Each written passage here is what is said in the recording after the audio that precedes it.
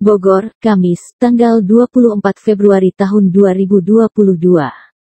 Terkait dugaan pengeroyokan terhadap 3 orang wartawan, sesuai hasil keterangan Kanit Reskrim Ibtu Didin Komarudin SH, laporan tersebut akan ditindaklanjuti dan akan memanggil terduga pelaku untuk dimintai keterangan lebih lanjut. Sesuai protap dan SOP Kepolisian Gunung Putri, Polres Bogor, Polda Jabar. Perlu diketahui pihak kepolisian sektor Gunung Putri akan lakukan pemanggilan pertama melalui terhadap terduga pelaku, menurutnya akan disurati pemanggilan pertama, tanggal 25 Februari tahun 2022. Surat pemberitahuan perkembangan hasil penyidikan SP2HP pemanggilan ke-1 dikasih waktu 3 hari, jika tidak datang maka langsung pemanggilan kedua, 3 hari tidak ada atau tidak datang maka pemanggilan ketiga. Selama 3 hari tidak datang maka penjemputan paksa, ungkap Didin Komarudin SH. Bogor dan juga beberapa media yang terlibat dalam kekerasan terhadap jurnalis, di mana di hari ini, di hari Kamis, tepatnya di tanggal 24 ya, 24 Februari kita sudah menghadap kepada Kanit.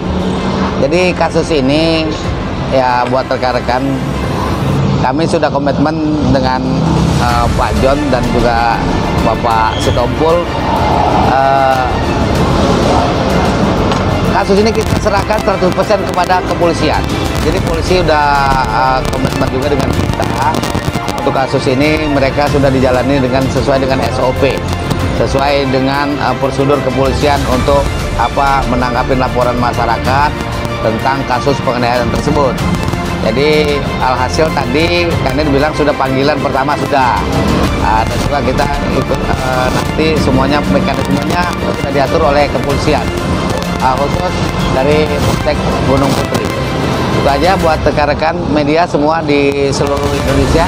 Ya terima kasih juga atas support-supportnya dan bantuannya, pertama tenaga, waktu, material juga yang sudah meluangkan waktu di memberi support kepada wartawan yang sudah dianiaya di Kabupaten Bogor. Terima kasih. Oleh karena itu pada siang hari yang berbahagia ini kami sudah komitmen secara horizontal berhadapan dengan Kanit AKP Didin. Beliau memohonkan kepada seluruh jurnalis, ya, seluruh jurnalis dan siapa saja LSM,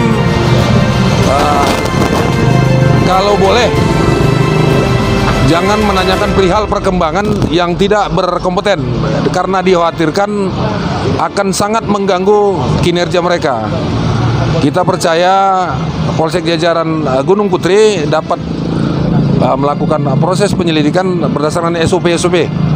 Oleh karena itu, Kanit berjanji meminta kepada korban akan didampingi para pemret. Itu yang pertama. Yang kedua, tentu secara euforia kita boleh dari luar begitu. Saya kira itu aja. Mudah-mudahan kita ikhtiar berdoa sehingga terduga para pelaku bisa dipanggil. Terima kasih. Ya, harapan saya adalah semoga semua ini berjalan dengan lancar prosesnya dan semoga dikawal juga sampai akhir dan para terduga pelaku diberikan hukuman sesuai dengan hukum yang berlaku di Indonesia. Dan mungkin itu aja, dan kami juga mengecam dengan perlakuan terlapor juga, karena supaya kedepannya kami sebagai tombak dari pemberi informasi kepada masyarakat bisa merasakan aman dalam pekerjaan kita juga, dan kami juga lebih tepatnya, dan semoga tidak terjadi lagi hal dan terulang lagi hal yang seperti ini. Itu aja. Harapannya mudah-mudahan dari kasus ini kita bisa membuat efek jerah bagi masyarakat atau warga, di mana dalam bekerja para insan media, terutama baik insan media maupun LSM, adalah dia dilindungi oleh payung hukum, yaitu Undang-Undang 40 tahun 99 tentang press media. Mudah-mudahan hukum ini bisa berjalan dengan harapan kita semua agar para pelaku bisa dihukum sesuai dengan aturan undang-undang yang berlaku di Negara Kesatuan Republik Indonesia. Gitu. Atau meminta pihak Polsek Gunung Putri supaya cepat menangkap pelaku, karena yang mana kejadian ini sangat disayangkan atau sangat dikecam oleh seluruh insan pers khususnya di Kabupaten Bogor, yang mana seharusnya kegiatan itu tidak boleh terjadi. Kami berharap kepada pihak Polsek Gunung Putri cepat bertindak, responsif, akuntabel sesuai dengan moto mereka, yaitu presisi. Kami yakin Polsek Gunung Putri bisa menjalankan itu semua dan cepat menangkap pelakunya. Oke. Sebagai Ketua DPP merasa bahwa ini harus dilakukan secara hukum, ditindak apabila dugaan tersebut memang benar-benar terjadi dan membuat anggota kami, anggota Garda di Dewan Pimpinan Daerah Kabupaten Bogor yang diketuai oleh Ketua Jun, itu sangat-sangat kami dalam hati nurani kami ingin rasanya menghadapi kasus ini sampai ke tingkat pengadilan, yang mana siapapun pelakunya, apapun jabatannya, kami rasa itu bukan hal yang membuat kami gentar terhadap apapun itu. Jadi saya harap untuk saat ini pelaku harap menyerahkan diri ya dengan serta-merta untuk mengatakan bahwa memang dia melakukan itu dan meminta maaf kepada kami. Itu yang kita harapkan. Tapi bagaimanapun juga maaf yang kita terima itu tetap kita akan proses hukumnya secara seadil-adilnya, dan sampai manapun, baik kami dari Dewan Pimpinan Provinsi Lidikpro untuk Jawa Barat dan dari Dewan Pimpinan Nasional yang sudah memberikan satu motivasi dorongan kepada kami, siap untuk mengawal ini.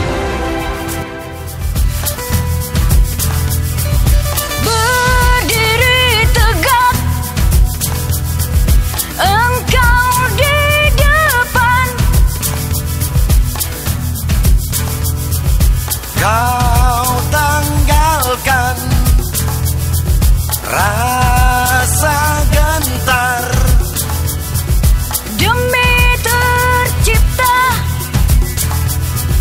kabar sesungguhnya. Kami sang jurnalis kibarkan bendera, tegakkan kebenaran.